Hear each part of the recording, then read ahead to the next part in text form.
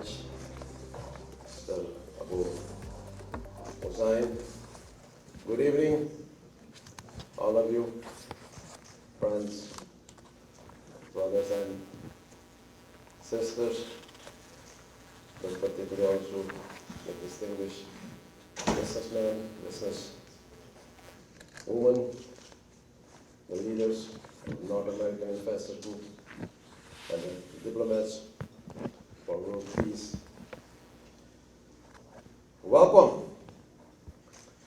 And it is a distinct honor, yes, for me as President, First Lady, Minister, and the Surinamese delegation to stand before this esteemed gathering of you all. And I thank you for coming tonight to just discuss and have dialogue with us and partner with us also. We highly appreciate you present, which emphasizes the importance of international partnership for economic growth. And you saw the short video of my country, Suriname, and those with natural beauty and many natural resources, with other words, with so many opportunities. But I think there are some questions which we need to address also properly. First one is, why are you here with us tonight? And secondly, how I should convince you tonight to come and invest in my country, because you have more opportunities and more possibilities. And that's a tough mission for me. And finally, why now? Why now? This important business meeting, business forum, and I think I'll start with this one, the discussion. I think most of you should have heard of my country, Suriname. Other one just heard few information on it. But I hope that tonight I can leave this room with that information that is important for you, and that will enable you to make decisions for the future of my country, but also decision for you. We took, as new administration, 3 years ago,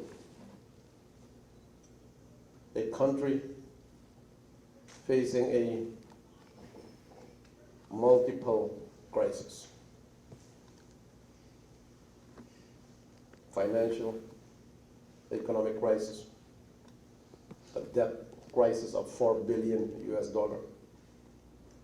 We had that, you experienced that also, the COVID crisis. But also the impact of the climate crisis, flooding, and all the negative impacts of the climate change. And since more than a year ago, the crisis impacted by the Ukraine war, the import inflation. And there you are as government to deal with all this crisis. Not an easy one. Forming a coalition of more political parties, where you need always consensus, but also a coalition which was formed after an election, and the people decided that this was the coalition which should run the country. It's a challenging coalition with a tremendous task, with 600,000 people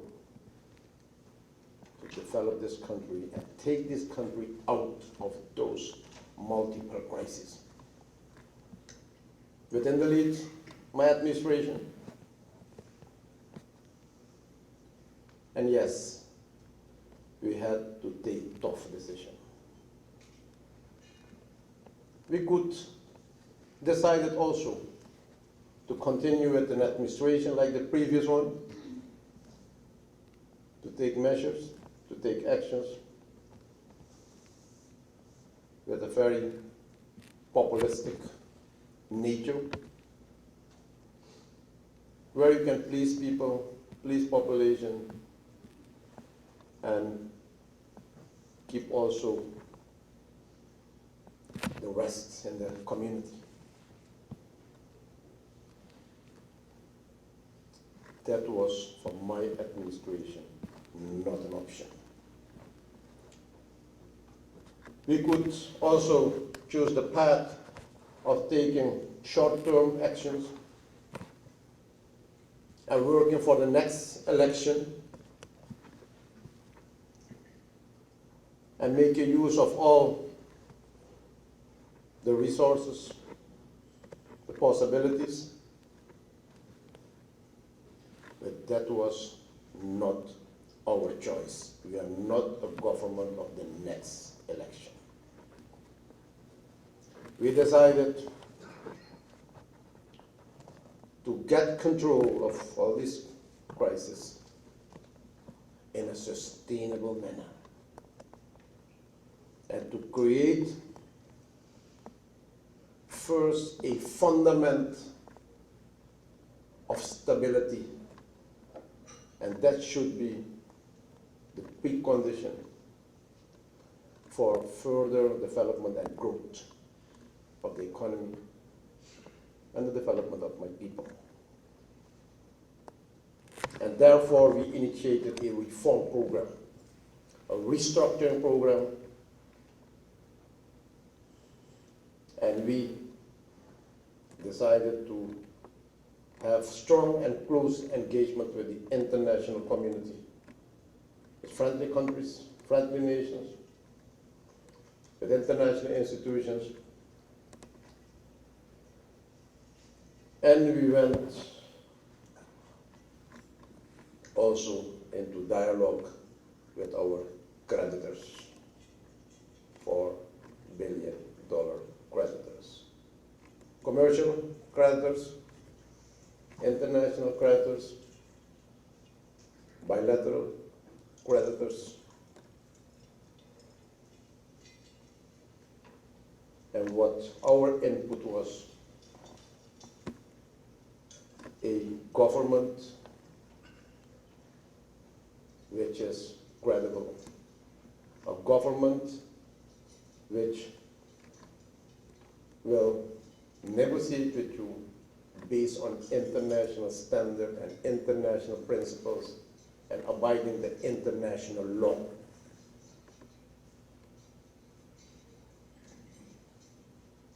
And that had led to that arrangement of negotiation for sustainable debt restructuring of my country, where we have embraced the involvement of IMF, which is not only a monetary institution to support you in this process of debt restructuring, economic reform, but also a trustworthy international instrument for the international cooperation and attracting international investors also. Where we stand now after 3 years, and that is the other question, what we need to address: why now? after 3 years, where we took over at the central bank, the international reserve of minus 140 million US dollars. Yes, you hear that, minus. After 3 years, we are plus more than 1 billion US dollar.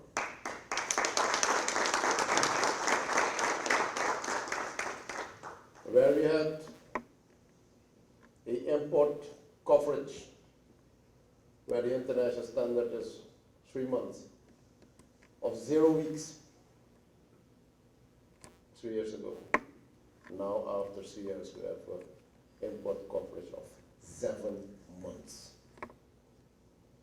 Where we had that economic growth figure of minus 8%. Now for this year projected by the IMF, there will be economic growth of plus 2.3%. Our debt ratio to GDP, 165% debt to GDP, one of the highest. Now, after 3 years, 122% is growing. Inflation ratio, 65%. It's going slowly, yes. It's affected by the import inflation.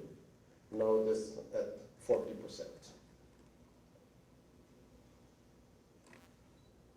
Our budget deficit of 19% 3 years ago, we managed to bring it to 10%, and the coming year we will bring it to single digit. The international norm is 3%. So those are some of those macroeconomic parameters where we stand in now. And with this, we have achieved and met the standard which is required for the stability. So then you know why we are here, because the next step is the economic growth. And therefore we need investment. Therefore we need job creation. Therefore we need capital. Therefore we need you all. So, ladies and gentlemen, my country offers abundant opportunities for mutually beneficial partnerships. And I welcome you all. And I welcome all potential foreign investors, such as you, the North American Investors Group, to invest and partner with us to sustainable development and to also exploit all the resources what you have seen and which was mentioned also by the Minister of Foreign Affairs. We need joint ventures and partnership to facilitate technology transfer, knowledge exchange, and market access, since we need to diversify the economy beyond natural resource dependent sectors. Suriname's strategic location opens the door for your business to regional and global markets, North and South American markets. And last year, I invited the President of Brazil and the President of Guyana, and we signed in Suriname the agreement that we should cooperate effectively as a sub-region. And why this agreement is very important? Because Brazil, with its development in the north, call it the Arche Norte program, that area has the closest port facility through Guyana and through Suriname than through Brazil to Sao Paulo or the port. And therefore, The road construction is there. And therefore we are building the bridge over the Quarantine River connecting Suriname and Guyana, which will connect the route to Brazil. And in the north, Guyana has the oil and gas, the offshore, and the North Suriname has the oil and gas. And there will be the opportunity to cooperate jointly and to make good use of this gas as cheap energy to start with our bauxite project, on which I will elaborate later on the west part. And then in that area, you will get that industrial park. East side of Guyana, the west side of Suriname, the north side of Brazil, and our countries, Guyana and Suriname, will be the hub to connect the Caribbean. The two countries will be the hub to connect the South American countries with the best port facilities, not only for the oil and gas, which will demand a lot of investment in the shore base, but also for other products like aluminum, vegetable, agriculture, traffic, and movement of goods. So there is enough potential and economic promise. Mr. Ramdin had listed some of those specific projects already. And I told you about the mining. At this moment, we have 2 gold mining companies. But my country has the potential to have 4, 5 more gold mining companies. We are in negotiation with some international gold mining companies. I think begin next month. We'll have hopefully a meeting which can also lead to a decision of one of the international players. But here's the opportunity. Investment in gold, but also other type of minerals, what we have in the country. As a mapping of all types of minerals, not only gold, not only bauxite, not only the stone, or is it stainsless, gravel, but also lithium. Lithium. Power, renewable energy. Yes, we have the oil and gas. We know the policy of the world to phase it out in a timeline to 2060, a program which we will follow also. However, we are a newcomer in the offshore oil and gas business.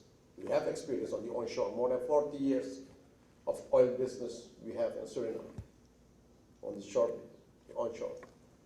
The offshore is quite new. And our view is, as newcomer, we should get also that equal possibility and that equal right and that opportunity as newcomer to make good use of that exploitation of oil and gas based on international standards, modern technology, and environmental friendly operation, which is possible nowadays. And you had heard the news 4 days ago, announced in Suriname by the CEO of Total Energy. And he came to Suriname to make that announcement personally with his team, that after more than 3 years of exploration, that the company had decided that there is more than 700 million barrels of oil discovered there.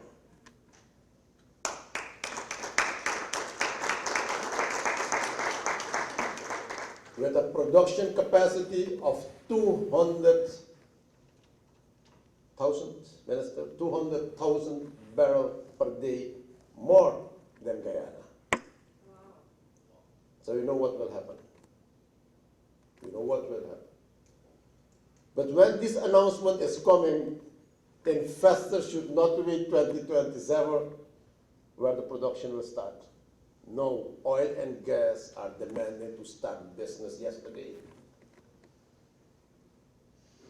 Because that spin-off, what will create and generate will be tremendous in all sectors, not only the oil and gas. In all type of investment, infrastructure, shore base, airport, energy, agriculture, food security, hotel, tourism, transport, connectivity, you call it. Because it will not be a business for 600,000 people. It will be a business for the world community. Business for the world community.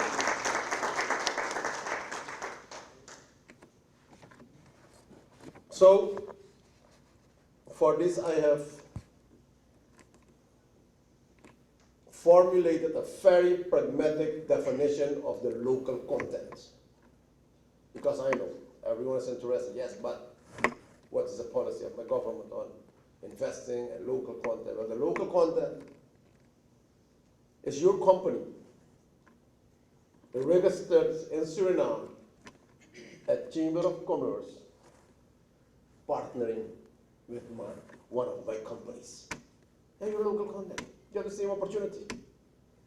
And make good use of those opportunities. We have a tremendous diaspora community. Sister Anna Gegeser is working 28 hours a day to get everyone involved, motivated to go invest there. So today we are here. Infrastructure, yes. The expression of interest went out to build that bridge over the Quarantine River. I think there are seven minister companies, 5 companies registered, expressed their interest already. So I think in the first quarter of next year, we can decide by building the bridge. Well, then you know what will happen in the west part of Suriname. You're interested in industrial park? Let us talk about it. You're interested in shore base? Let us talk about it. You're interested in housing program? Let's talk about it. Because the experience is, and you have that experience as top business people with oil and gas. With oil and gas. The price of houses will increase. Thousands of expats will come. Thousands. There's opportunity. Investment in airline.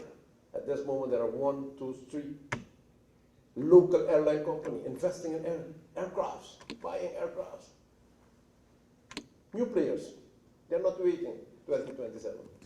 Because all these oil companies, I just mentioned one, Total Energy, which is partnering Apache. But there are more than 10. And what I've mentioned is only one block 58 of the more than 50 blocks. And in all this discovery, our state-owned company, State Oil, has 20%.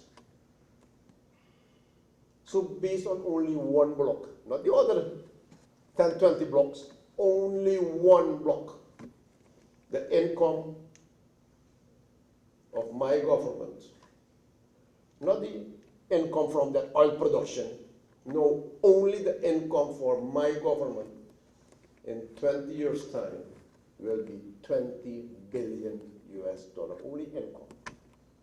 I can imagine what will happen. So here's the opportunity. Financial services, we welcome them. Banking services, banking sector, agriculture.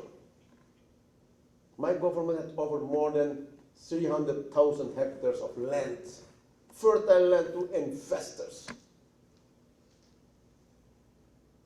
I see two Chinese companies. Yes, they are involved already. There are some Brazilian companies coming days, weeks, they will get their land. The 26th of this month, we offered a large piece of land to an English company which is investing in Guyana.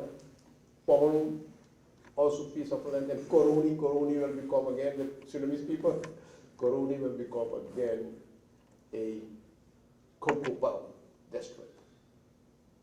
Large plantation. And there are more. In the soya business, the corn business, and the agri business, there's opportunity. In the sector, education, training, yes. When such kind of development, such huge development is coming to a country, you need to start by diverting your education and training system, which should be market-based. There we're inviting people who are willing to invest. Tourism, hospitality, healthcare, and pharmaceuticals. 2 weeks ago, I launched a project on non-traditional medicine. And one of the experts, he announced at that meeting, and he said, President, our forest is a pharmacy with so many medicines. More than 400 are registered already. So they are ready to produce medicine in the country, where they need the legislation, which is now at the draft stage. We'll send it the coming months to the Parliament. We'll have a center, Ayurvedic center, but there is a need for more pharmaceutical center, but also wellness center. Religious tolerance. I don't know if you saw it, but you saw a mosque. Yes. And that mosque was next to a synagogue. You know? That is Suriname. Living peacefully together. So we are a very religious, tolerant country, and we can engage in initiatives for promoting religious tolerance with leaders and communities to support peace. We are the Bromchijari, that means we are the flower garden, comprising of so many diverse community and people living peacefully. Those are also instrumental in making decisions to invest. That you can invest in environments where people are living peacefully. And that will contribute also to investment in nation building, what we need. Ladies and gentlemen, I'll close by thanking you all for coming tonight on a Sunday where you could do so many other things with your loved ones, that you came here to listen to our view, to listen to the investment possibility. I know that's not so easy to take decisions for investment, particularly in a country where before this moment